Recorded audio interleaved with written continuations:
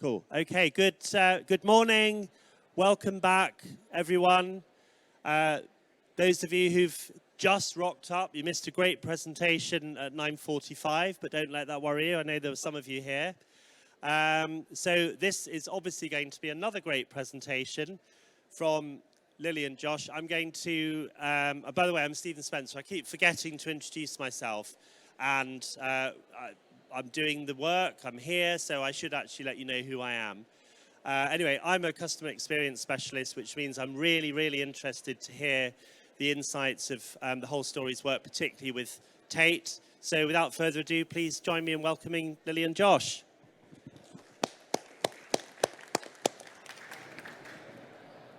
I just want to start by putting this slide up. And I'd like you to just keep that at the back of your mind as we go through this talk with you, because this is just an important question, and it's very much about what we're talking about. The work that Josh and I do at theWholeStory is training and workshops and facilitation that is about the stories, the history, the heritage that you can involve your visitors with, and how you share those stories and interact with visitors on it.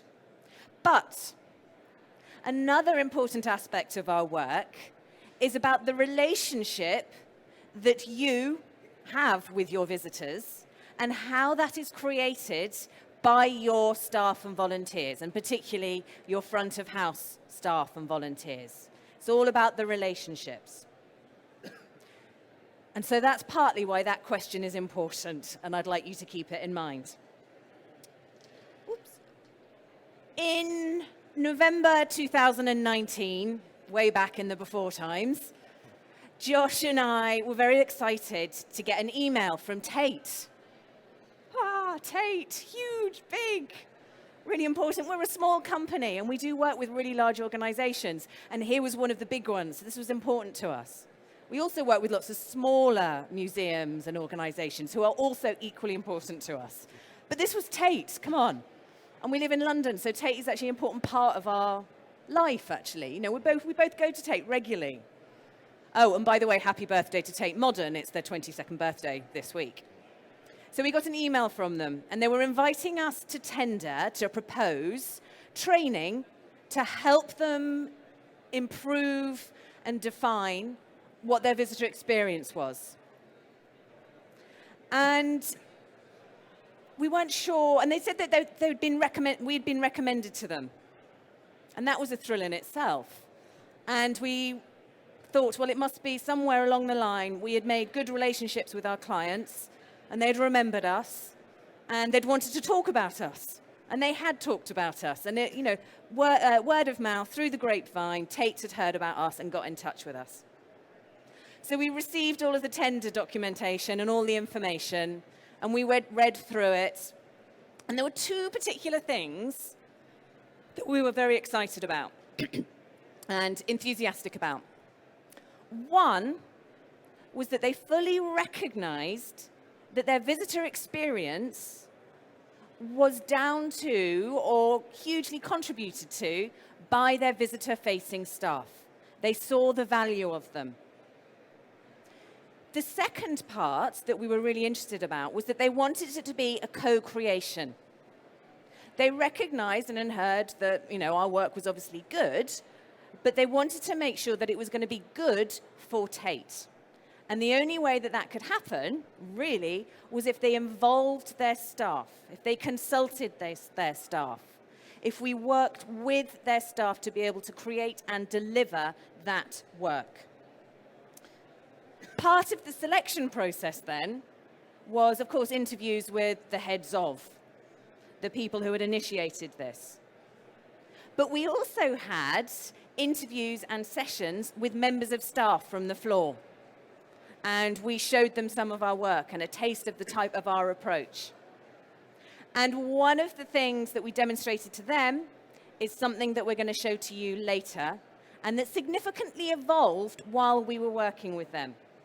We always learn from when we're working with people. And the thing we're going to show you today is something that's always existed, but we improved it with them. We put together a series of 3 workshops for them. One that we're going to talk about now. The second part, which was very much about the physicalization and what you do in the space and how you can feel comfortable with your body in the space with visitors. And the third part was about making sure that what they did could be put into practice, that staff definitely had time put in so that they could reflect on what they'd done and what they were going to do next. But we're going to focus on the first workshop. Josh. I'd like to really celebrate, actually, with Tate, how much their senior leadership took part in all of this and how much time they gave us and how involved they were. So they were there at the interview process, and then we had a consultation where they took part in it, but also everybody because we were going to do a train the trainers, people who were going to become the trainers, but also the staff on the shop floor, as it were there right from the start. And then the leadership stuck with it and came and were actually trained by their managers as well, recognizing that everybody has to be involved so that they can support and ensure and embed everything that took place. This, unfortunately, doesn't happen everywhere that we go. But the bit that I really liked was making sure that the people who were going to be trained were there to define what they thought the visitor experience should be, and also to make sure that we knew where their skills were and where the areas that they needed help, so that it didn't feel like a top-down piece of training just imposed on people, but they co-created it themselves. The people who would be trained co-created the training that they would receive. The first workshop that we worked on, taking ownership of visitor experience, was a continuation of something we'd worked on with a number of people over quite a few years. And where it had started was this idea that lots of our clients asked us, and actually Lily and I got quite stuck in this idea as well, which I don't think was quite right, was this idea that staff and volunteers need to be more proactive about starting conversations. The issue with this, although we completely bought into it and we thought it's absolutely, because conversations that you have with people give you that little extra, make that engagement real and come to life. But the issue with making people more proactive is that it assumes that all of your visitors are open to and willing to have conversations, which just is not true, and that staff and volunteers are happy and comfortable to do this and believe in it, which again, just isn't true. So rather than imposing a new additional stuff that we were asking them to do, we started thinking about what is it that they already do, what are the interactions that they already have, and how could these be tweaked and touched and changed. Ooh, this is coming off, that's exciting. How these could be tweaked and touched and changed to make sure that they worked. Sorry, that's not quite right, is it? What was true about that, though, is the idea that actually the relationship that you do build with staff and volunteers is an important one, and also that staff and volunteers need to have a methodology and an ability to make sure that each of those interactions is useful, valuable, comfortable, both for them and for their visitors. So we wanted to put our focus on looking at what front of house staff do as part of their role. Let's build on what was already happening. And we wanted to improve those interactions and look carefully on how we can grow on what was already there, so we could build on what people were already comfortable doing and make that better. In thinking about the job description or the role or what people did, we recognized that there were moments when actually people weren't in contact with visitors, but they were still around them. So it could be that you're in the gallery space with visitors around you looking at art. It might be that you are walking from one space to another, passing visitors on the way. You might be in the shop looking after the display cases, but you're not necessarily interacting with your visitors. You might be on the admissions desk, or you might be at the information desk, sitting, waiting for visitors to come to you. But you haven't got that contact happening, but you are present. You are there. And therefore, you are visible to your visitors. You are having some effect and influence on the space around you. And so therefore, you needed to have that awareness and put that energy into the fact that you need to be approachable. You need to influence the space around you and suggest that visitors can come to you. So that was our first thing that we wanted to be aware of. We also noticed that there's regular dialogue. There's things that people say all the time. And so therefore we started to look at what were these regular interactions that people had with each other, so that we could start to think about, well, what can we do to therefore help the experience and help the engagement? Now, experience and engage or engagement are very classic, cliched, ubiquitous terms within the museum, the world, and we keep on using those terms as well. So I think it's important that actually we clarify those. And again, that became an important part of the training, and it's partly, again, why that question is up there. A number of years ago, in an early iteration of this workshop, I did some work with the Churches Conservation Trust, working with a handful of churches, very different kind of space. And I was working with the volunteers who welcome and interact with visitors to those church spaces. And in those workshops, we started to question and reflect on what was it that they were happy for visitors to do in the space. But also, what was it that visitors could do in the space that would allow them to get the best experience from it? Would it be okay for children to come in and run around the pews as if it was a maze? Would it be okay for a couple to come in and have a really loud conversation based on something, a subject that had been stimulated by them being in that space? Would it be okay for someone not familiar with Church of England practices to stride up to the crucifix and the altar and have a really good close-up look? How the volunteers reacted, responded, or interacted with each of those different types of visitor would have an effect on the experience they had. Each of those types of visitors wants to have a different type of experience. They are each going to be thinking and feeling and doing different stuff in order to get what they need to engage, have a relationship with their space. And so that is how we start to define what experience is.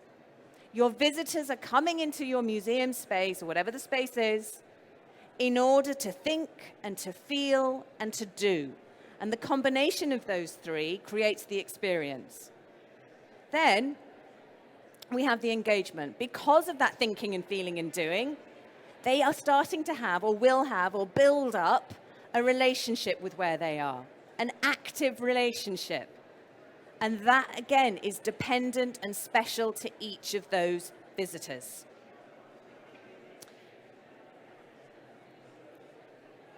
Now we start to come to that simple solution. We asked people, is that coming across? Put it here, sorry. We asked people, what was it that they did most frequently in their roles? What was it in interactions, whether they were room guides or whether they were on ticketing? What was the most common things that happen?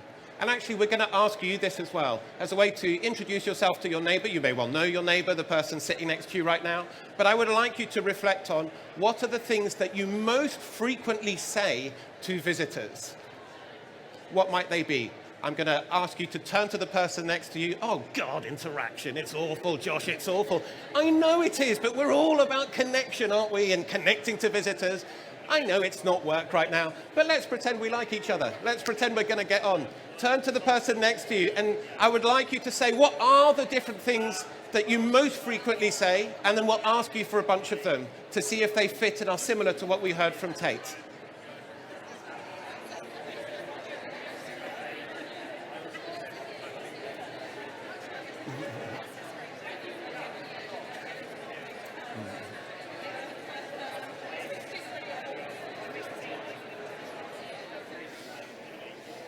Bum, bum.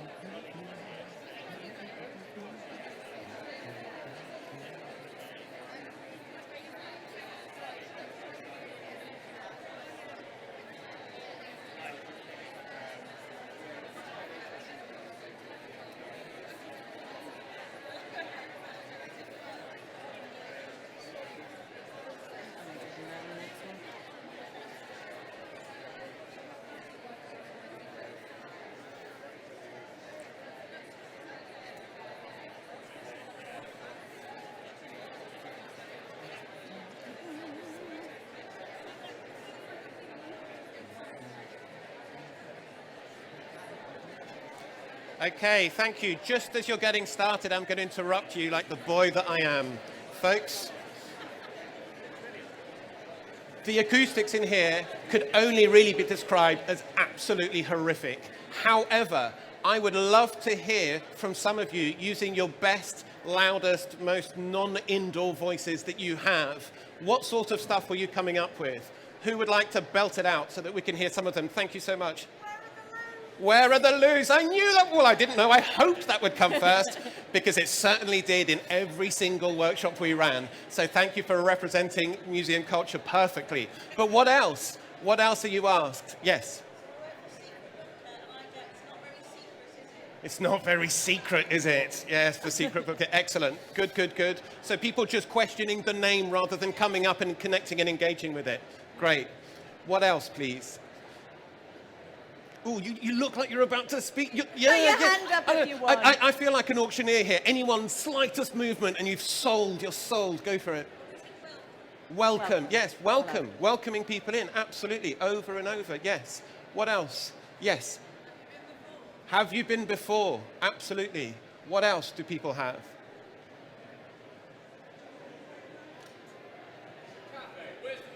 Where's the cafe? Yes, yes, yes. So there's a bunch of these that come over and over again. And what we've got as a slide up here that Lily's created that also looks at some of those that you've mentioned and some that came up in workshop after workshop after workshop that we had. We categorized them into these 4 areas. There was revenue, security, help, and engagement. And I'm not going to read them out because they're up there and you're not children, so I shan't read to you what you are reading for yourselves right now. But these came up over and over again. However, the ones that was the most frequent from everybody that we talked to was the help. Wayfinding, where are the loos, where are the cafes, can I do this? And then more of the others came around. But what is it that your visitors come for? Do they come so that they can feel safe in the space? Do they come well, actually, they do come for the loo. I appreciate that. But do they come just for, for security? Do they come for advice? Do they come for revenue production, as it were? And yes, many people do come for the cafe or for the shop in mid-December. It becomes more and more popular as we panic and remember that we're meant to be buying gifts and all of that rubbish. But if you took the cafe and you took the shop out, like many places don't have them, you would still have visitors. And when they're coming into the space, what they want most of is the engagement, the connection to the space, to the collection, to the buildings, to the history, to the culture, to all of those things. And yet what we found out was that that was often the least of the things that people were doing, of the time they were spending. That was the least of it. So we wondered, how can we help with this mismatch? Currently, your visitors want one thing, but your staff and volunteers are spending most of their time dealing with the other 3. So rather than becoming more approachable, rather than adding yet more stuff to them that seemed unreasonable and unrealistic, we can't start these conversations, Josh, because we're dealing with where the toilets are. We wondered whether we could just add the idea of engagement as a layer across all of the other 3. Rather than making it something new, it was tweaking it. Could you make engagement part of each and every one of those interactions that you're already having? Oh, it's coming off. I must have very slippery ears today. It's coming off again. I don't know. I did have a shower, I'm going to say, but it is very slippery here. So how is it that we could have that extra layer added on that would cover all of them so that it would become simple and second nature? This isn't rocket science, this idea of adding engagement to everything. Many of you will be thinking, wait a minute, that's what I automatically do. I mention the art when I'm asked sending people towards the toilet or something to look at or whatever it might be. Absolutely, this is a very common thing, but it doesn't happen all the time. And in fact, I would go as far as saying when I'm a visitor, it happens quite seldomly. We all know that it's the most obvious and best thing to do, but it isn't there all the time. So what we hoped was by codifying it and by having people have a chance of practicing it within the workshops, it would become comfortable, easy, second nature, and more importantly, done in each and every interaction that took place. Should we get them to do that? Yes, absolutely. More audience participation, Lily. Look at the thrills in their eyes. So what I'd like you to do now is turn to your neighbour and think of something, just tell them something that is said over and over and over again in the simplest form that it is most commonly told, and then tell it again to them, but with this layer of engagement on top. What could you do to help connect them to the space, to the collection, to the exhibition, to whatever it might be, as a tiny addition to the initial version that you had just told? Folks, turn to your neighbors and give it a go.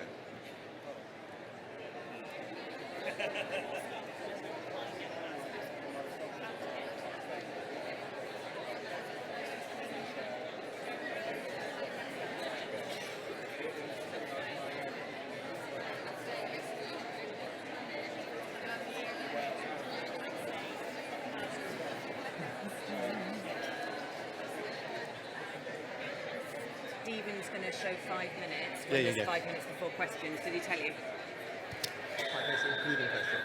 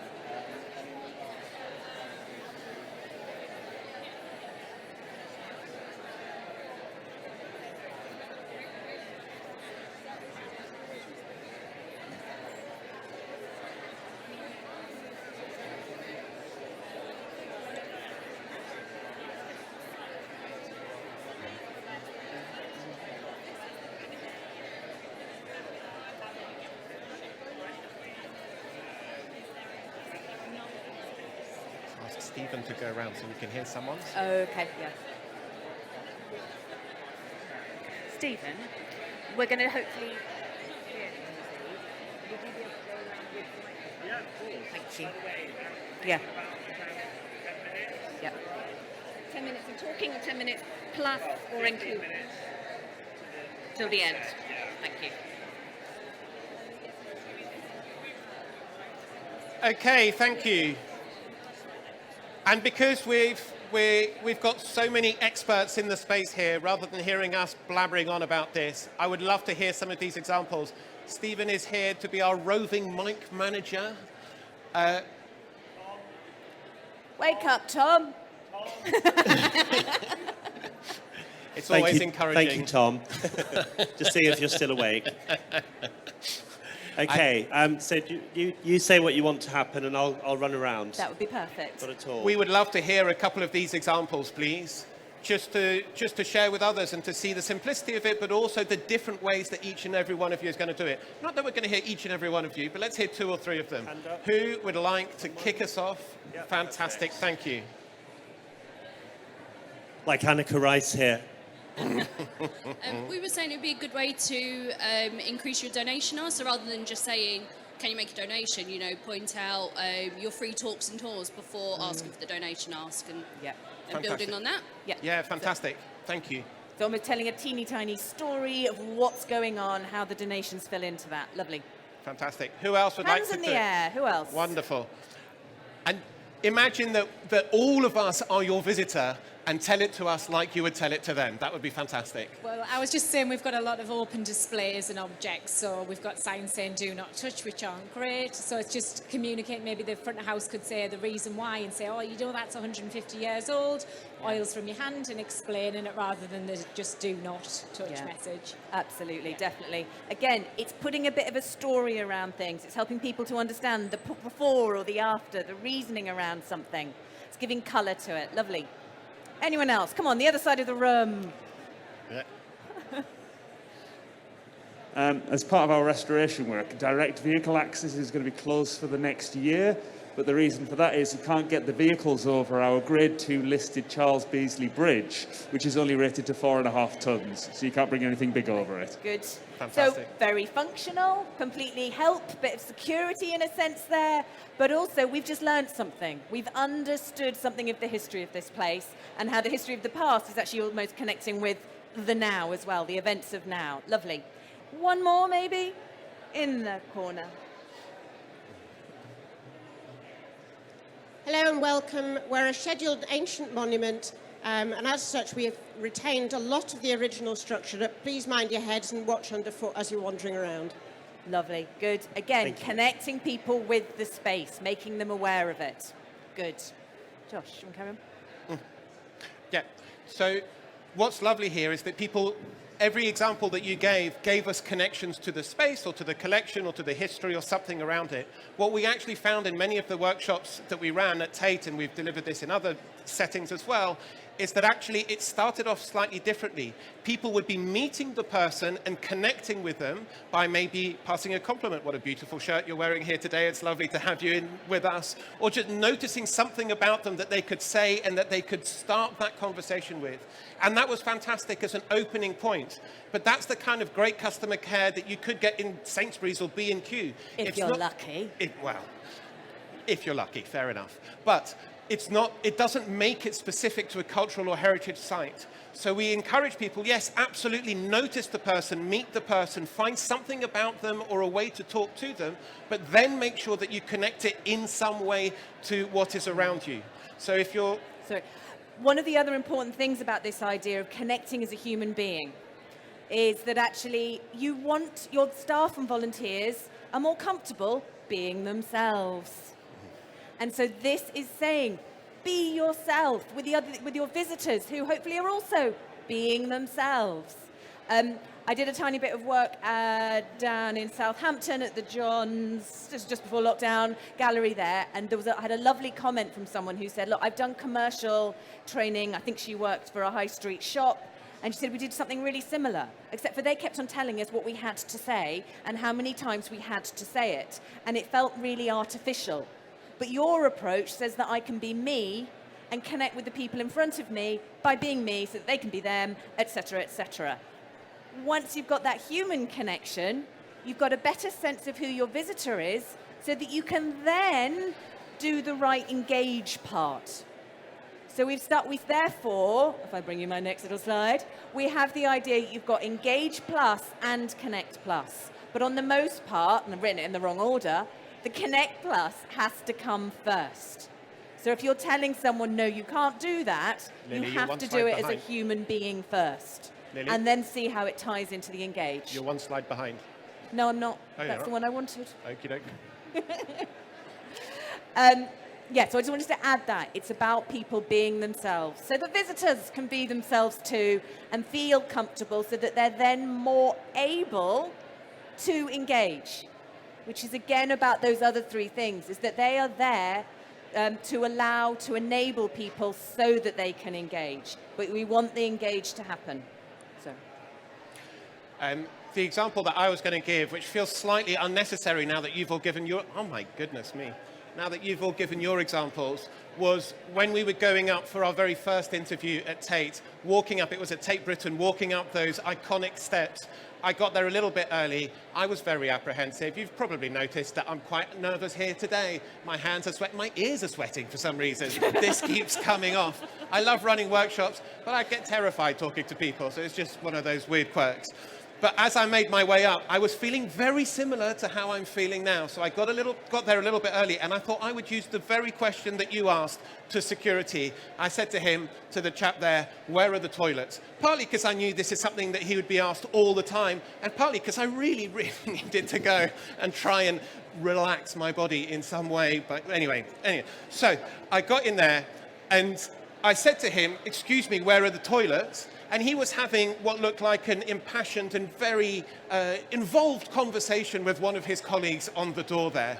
He didn't break eye contact because he was very polite and he had been talking to his colleague and he didn't want to disrespect his colleague, so he kept eye contact with his colleague as he just thumbed over his shoulder and said, down the stairs and along the corridor. And I thought, yeah, That is exactly where they are. But we didn't get a connect or an engage out of that. He could have broken eye contact, rude to him, lovely for me, acknowledged me, maybe said hello, had a little nosy round my bag, maybe commented on just how smart I looked. I was wearing exactly the same outfit, so I can show you, because for me, an ill-fitting shirt and jumper is as smart as I can make it. And he could have said, oh, you're looking very smart, sir, or something along those lines.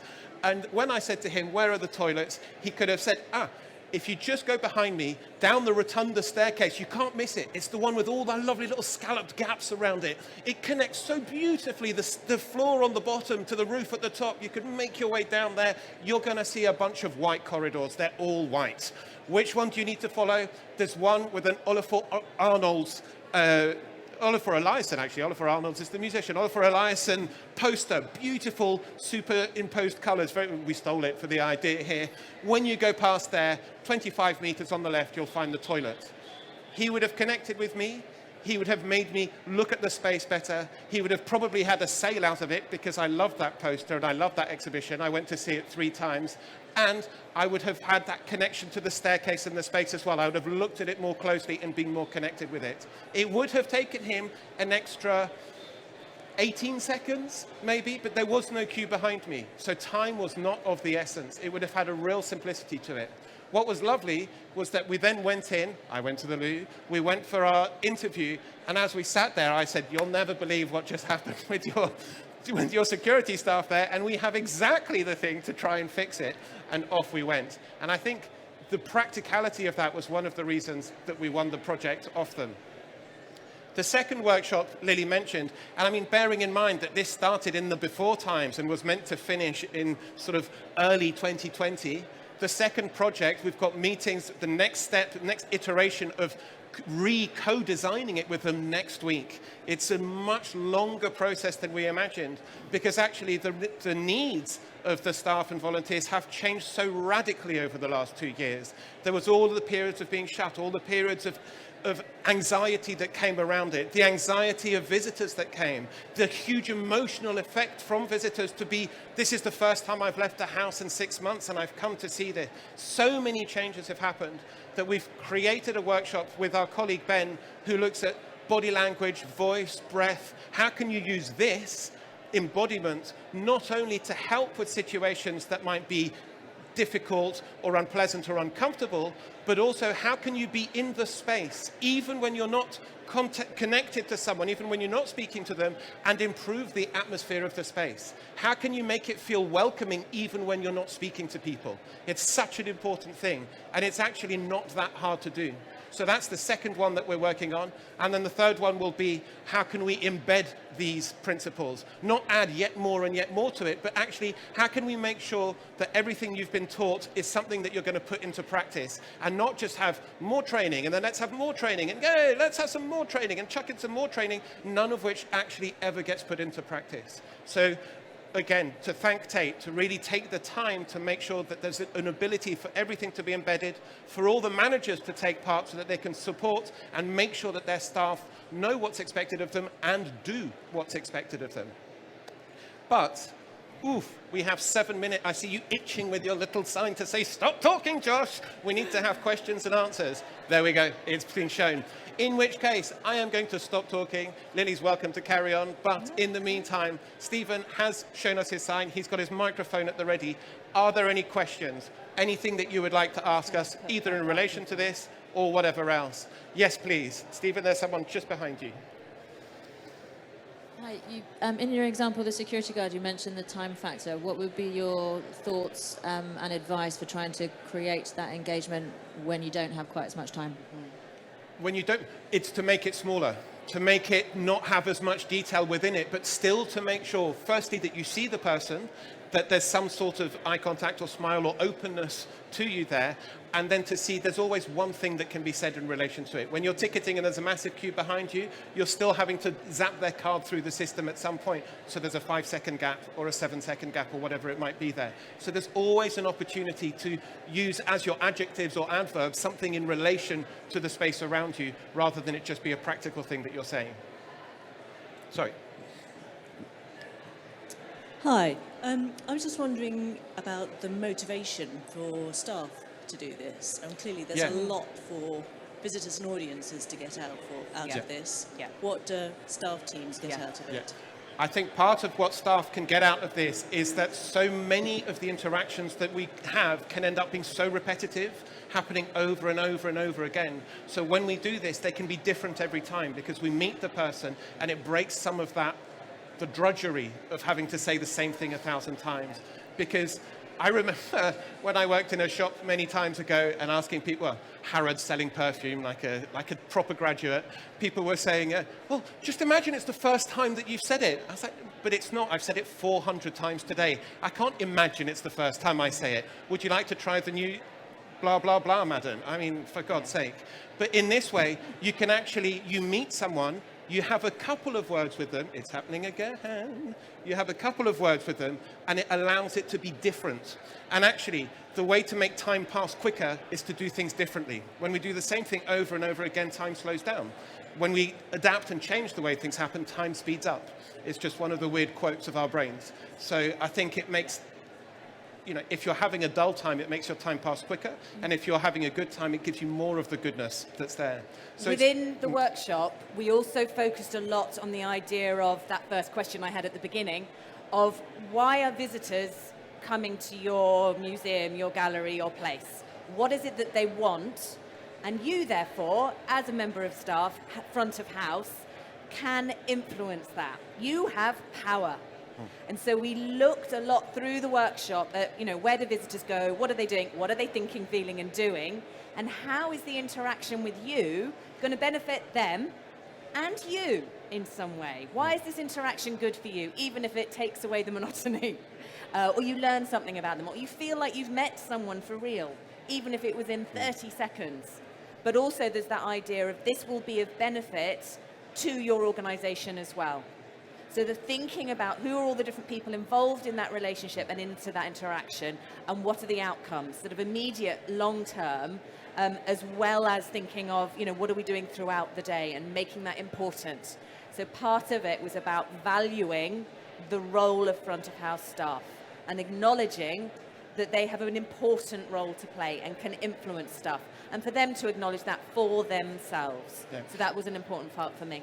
We didn't tell them what would be useful for them because that's just the most horrific, patronizing thing that's going to come out, and people will just turn around and go, no, that's not at all how I feel. So within the training, we would ask them, well, how would this be useful? Why would you want to do this? We can see why it is for visitors. Why would it be for you? And actually then a lot of conversation came out about how the better times that they had been, the better experiences they had when they'd had conversations with people, when that conversation was put sometimes about the art or collection, and sometimes actually just a personal conversation that happened, triggering thoughts of somebody's grandmother or an experience they'd had before, and suddenly the conversation goes in all sorts of directions. And people looked at that as some of the happiest times they had at work, were having those connected moments. So I think,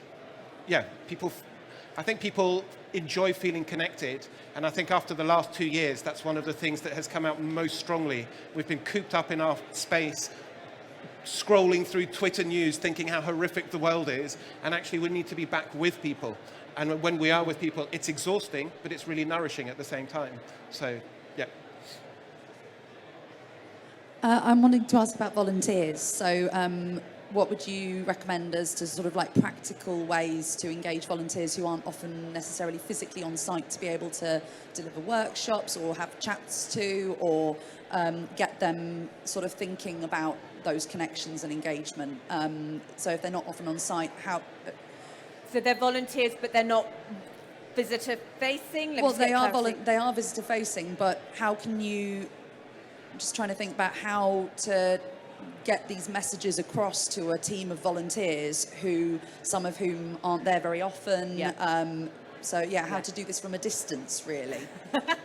I think it's a lot of the same questions, and it's I've used staff as the main word today just because we were talking about Tate, and they have a few volunteers and they were involved in it, but it was mostly staff.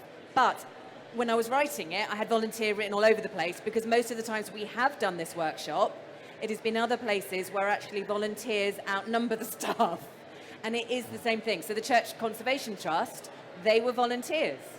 And it was just within that workshop, we looked at, look, you're around visitors, you are visitor facing, You have the ability to influence how your visitors experience this space.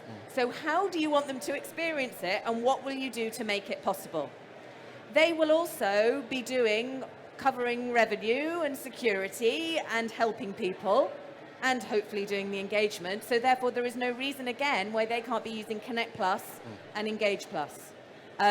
Most of the time, just as a way of kind of, it can just be that you talked about them. What are you doing that is connecting, making you connect with your visitors? How are they knowing that you are a human being and that they are a human being and you're happy to meet them? And then, what are you doing to help them to engage, have an experience with the space, whatever it is there? Even just that, see what happens.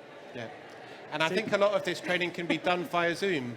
We used to only do everything face-to-face. We were absolute purists. It's all about the atmosphere. It's all about encouraging and building and the energy in the space and so on. Well, we would be bankrupt if we'd stuck to those principles over the last couple of years. So we were forced to go onto Zoom. And actually, there's something lovely about that because nobody hides at the back. Everybody's, you have to have your camera on in our systems.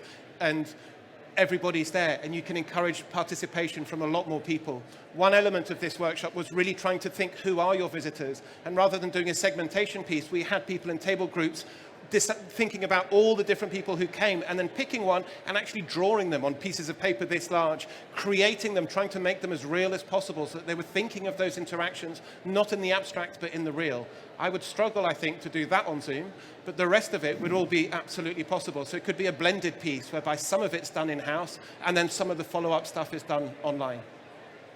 Fantastic. Well, thank you very much, Lily and Josh. Some great ways to engage your teams in how they engage better with visitors, and actually starting with thinking about who the visitors really are and why they come is fundamental to everything that we're all doing. So really great presentation, and please join me in thanking Lily and Josh. Thank you.